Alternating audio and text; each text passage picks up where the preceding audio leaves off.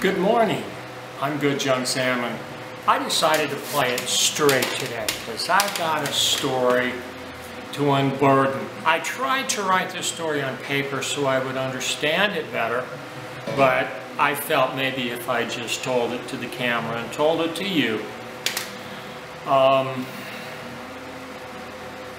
got Hep C from a long time ago and diabetes and liver cancer, so I'm dying. I need to unburden. And I'm also getting touches of dementia, or I don't know what other, but I do strange things and forgetful. And so before I do, I want to get this on paper. And I call this series 12 Murders. Well, because that's what it is, and it started about 30 years ago. Oh, there was this guy, he was a friend, him and his wife, and I sold him a company that I hated, even though it made me good money. And he paid me some money down and was going to pay me payments, and he did for years. And then he quit paying, and he was arrested for buying stolen property and convicted, although he only got probation. The word. Well, after that, one day he walked into my store, and Duano is this happy, arrogant, testosterone-driven small male who's been successful with this attitude, and he's an absolute wife hater. I mean, women are made to, you know, cook, fuck, and be barefoot.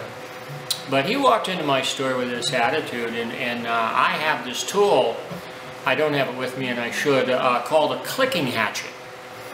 And it's really great. It's about 100 years old, and it's used for cutting leather all day long, and it fits in the hand perfectly. It's heavy on one side, it's cast iron, and it's only about this long and a little blade like this. But the blade can be very, very sharp. Imagine a tool that works in your hand all day long for cutting leather. And one side, if I hit somebody, it'd split their head right open. The other side would, I don't know what it's called, a thumper, and it'd put him out. And no one was in my store, and it was winter, so it's cold in my store. It's about 45, 50 degrees all winter long, kind of like a refrigerator. Well, when Duano came in, I got him in the back, and hi, blah, blah, blah, and I thumped him. Put him right down like a sack of potatoes. And then I hung him up in my back room, which is kind of like a root cellar, but not really, because you can walk right into it. And I was pissed because, you know, when he quit paying me, I lost about $75,000 plus interest. And it was part of the collapse at that time, 30 years ago, of my little empire, and I went broke, and, you know, I made money again, no problem, but I was pissed. And so I hung him up by his feet, thinking he'd piss and shit all over himself, and that would be really nice, and he could understand how it felt that he pissed and shit all over me. And he'd die of dehydration, and there's duct tape over his mouth, and, you know, of course his hands and feet are bound. And I realized quite quickly that that just can't work, because once he started shitting, he stunk, and it stunk badly. So now I was confronted with a new problem, in that I had to take his clothes off, and I really didn't like being around a naked Duano hanging from the rafters. And I changed how I hung him from his feet to his hands, except his hands were behind his back. And I know that sounds gruesome, because you can just imagine if your hands are behind your back, like being handcuffed, and then you're hung from that. The only thing that can happen is your joint right here will break. And that happened slowly on Duano, because it was really a concept of trying to get it to just sort of, you know, ease out of place. And for the first day that worked pretty good, and he wasn't real happy. And so now we're in day 2, and he's still doing well, and he's still pissing and moaning and groaning. He hasn't quite given up. The guy's pretty strong in that way.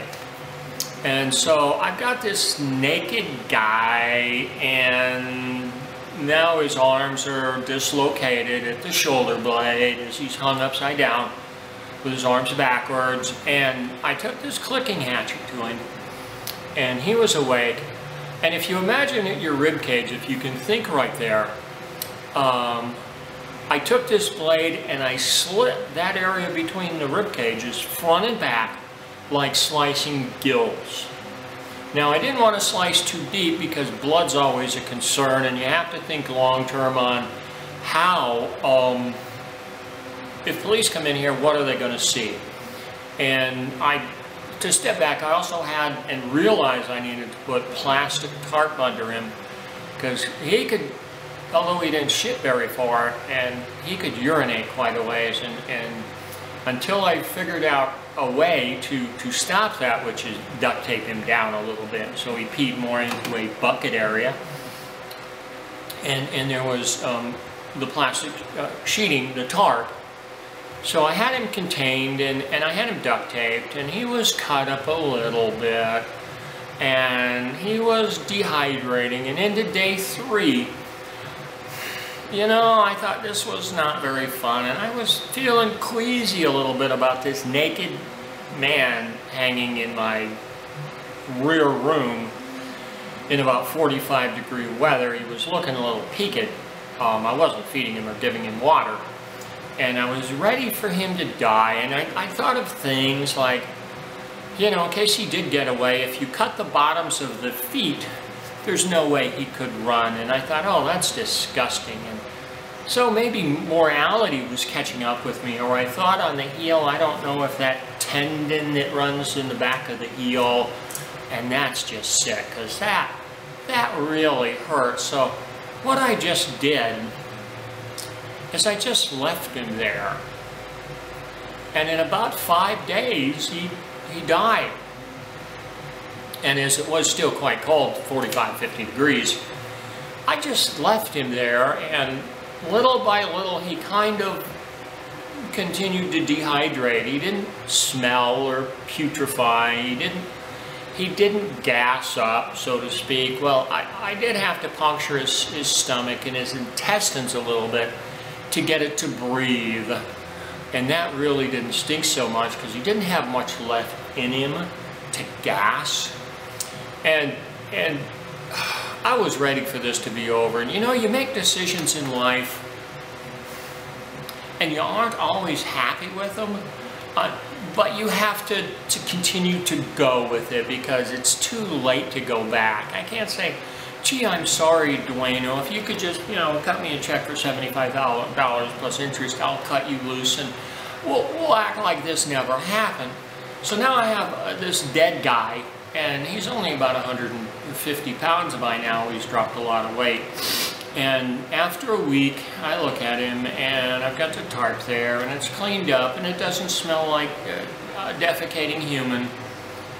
And I thought, well, what would happen? Let's just cut him up so we could, you know, dispose of him. And I did that. You know, I've got machetes were good. You know, the clicking hatchet was a little slow because you're just kind of hacking away at things. And I guess I had the wrong music on, you know.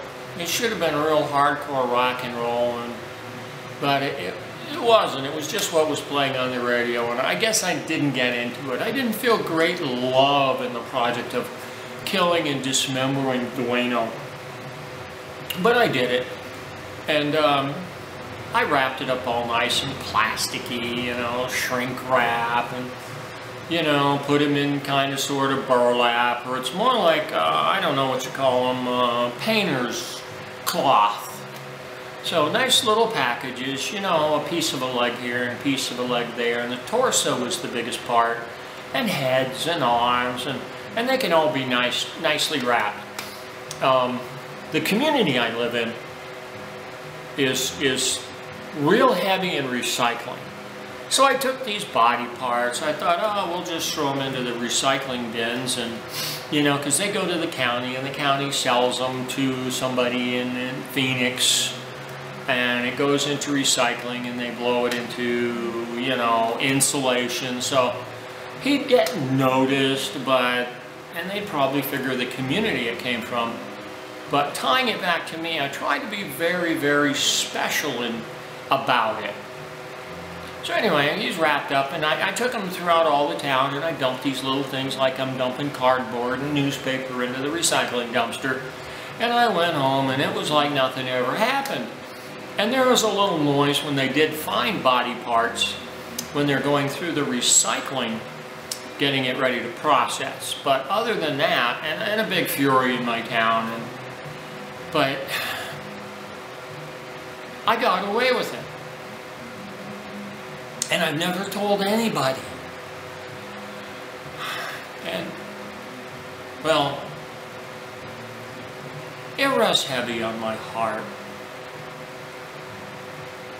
But I did it. And now I've told you I've done it. Now, I mentioned this is a series, and I'm calling it 12 Murders, because that's how many there were. And the second one, a woman, I'll tell you a little about her, but I'll save the story for later. She came in my shop, and from talking to her, my God, she was beautiful and young. Oh, God. She was transient, yet a salesman for a company. Lived in a motorhome in another town, so she was kind of up here in Globe, and no one would have missed her. And we hit it off, and anyway, she stayed for a few days, and well, we'll just leave it with that, but I'll call her number 2. With that, I'm Good Junk Sam, and I don't have my badge on yet. It's a little early. I love talking to the camera in this early morning light. And Ted is somewhere I don't know, and Ted talks. Although he's a petroleum-based made in China artifact, you never know if he's going to talk about this or not, so I left him in another room. So anyway, I'll talk to you later with more stories. 12 murders. Ha. I feel 1/12 unburdened already. Bye.